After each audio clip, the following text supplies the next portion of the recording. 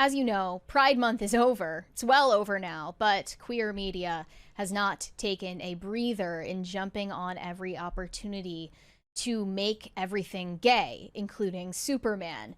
They have just published an op-ed in Out magazine explaining all of the reasons why Superman is actually not just an immigrant, he's also a gay icon. He is an icon for the LGBTQIA2S plus community. And this is doubling down from other claims that Superman has gone super woke and all of the uproar in conservative media over Superman right now. Yeah.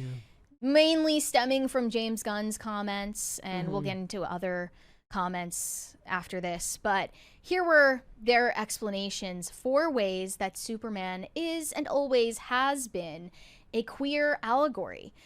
It's kind of a bold claim because the people who created Superman and have written every comic and movie about Superman definitely did not intend it to be a queer allegory a la X-Men. I mean, but even that is... even that explanation is flimsy. No, that has been contested Yes. plenty of times anyways, with the description that mutants being created was just very easy because it didn't require backstory. But go on. So, first off, Superman has a secret identity and a double life. You could make that claim about conservatives today who feel like they can't share their lives with people who might not like the fact that they have beliefs that they don't agree with. So I'm not even conservative. I'm not even a conservative in that stuff happens to me. So, you're again, what the problem, the hubris of these arguments is that most of it could apply to just about anyone. Like, they're like people who feel othered by society, as if we didn't have generations we haven't gotten yes, there yet. Gay people know intimately what it's like to keep a secret from everyone around you. Many also often understand what it's like to feel you live a double life.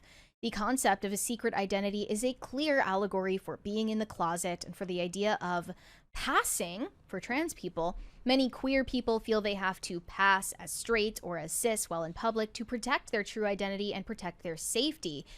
And they talk about his identity as an outsider as well.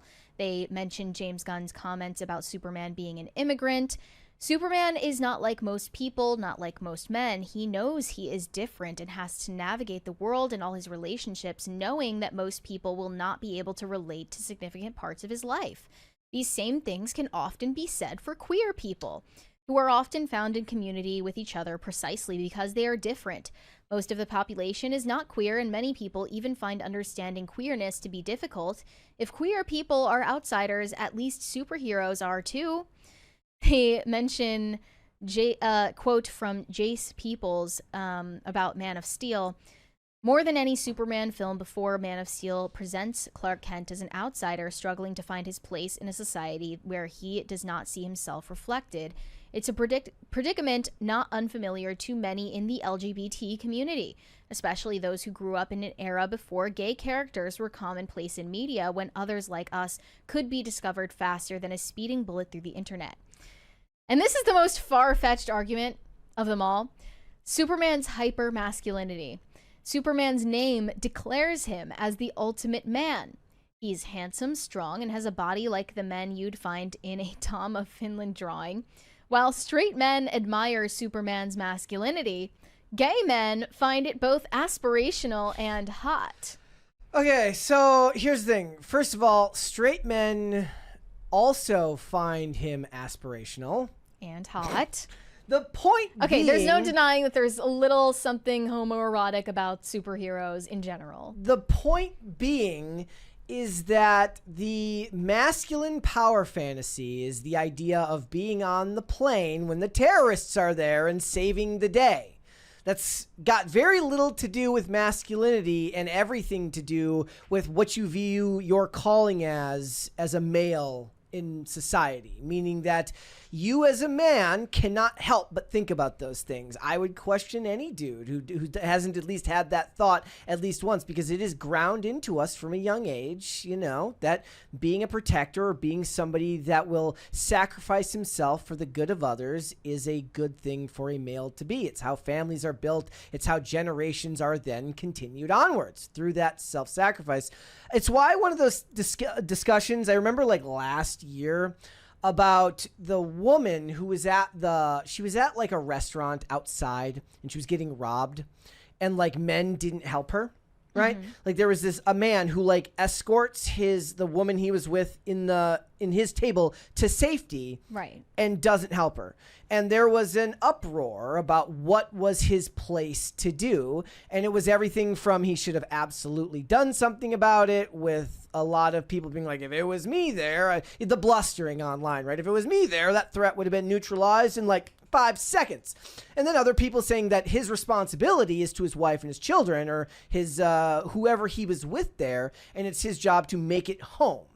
Now, that's just a more nuanced version of this discussion, but Superman's ability to project hope and goodness and save the day is something that resonates deeply with men because it's something we all wish to be, and it has nothing to do with the sexuality of the men.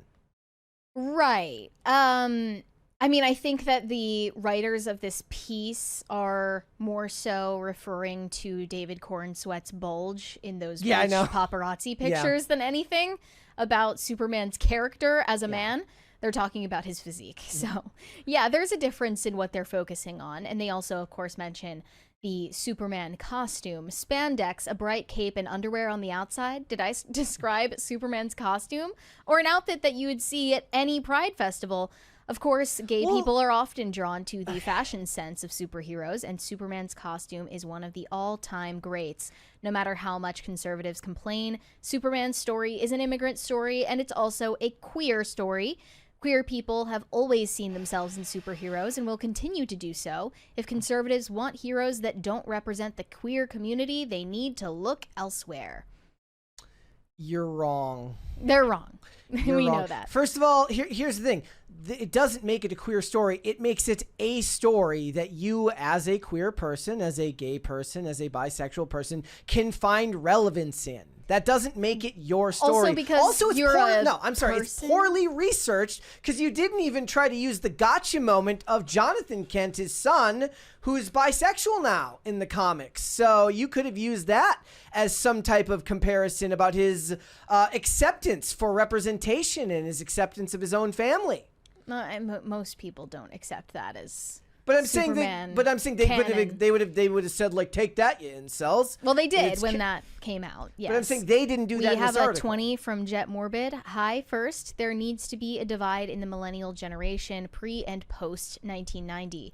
Second, the Instagram model look is just the normal now, so mid or lower attraction. Men nowadays just want Britney Spears' drive me crazy body. So they're looking for like Britney Spears, like right when she got famous. Was that when that song came out, or was that after? I don't remember the year that came out, but don't know how to interpret the second half of that because it's not written very well. And as for the divide in the millennial generation, how about we just stop dividing generations altogether? I don't think we need any more divisions of when people were born. The secret identity and double life argument is canceled out by the fashion argument about pride, because either you have a secret identity or a double life, or you go to large scale festivals that are corporate backed supporting your identity. And the being a different and being an outsider one is disqualified because it's literally something that anybody who went through puberty and dealt with the general idea of teenage angst can get. It's got nothing to do with sexuality and everything to do with the ability for you as a person to be introspective towards your own suffering, your own experiences in life, and looking at how it is being represented in a story on a more fantastical level, i.e. Superman. I was educating you on ballroom culture yesterday. Yes, I have no idea what that was.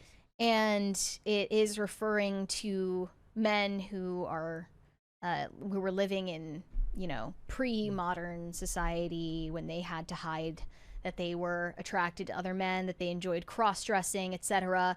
And they say that this originates in the mid-19th century onward, that these men would meet up with each other in the dead of night in what is now called ballrooms to compete with each other in, fashion and dancing and serving face. And it's funny because they're talking about an era in which being gay was criminalized, and now they're still talking about it as if they live in that era because, you know, they enjoy the idea that they are downtrodden and ostracized for their identities, when in fact the obvious truth is the opposite is happening. As you just said, their pride is, you know, now taken up as a cause by every major corporation and promoted to everyone in society, and only now in very recent times has that waned slightly. I started watching a show last night called Ballard. I had very high hopes for it, starring Maggie Q. Maggie Q is fantastic.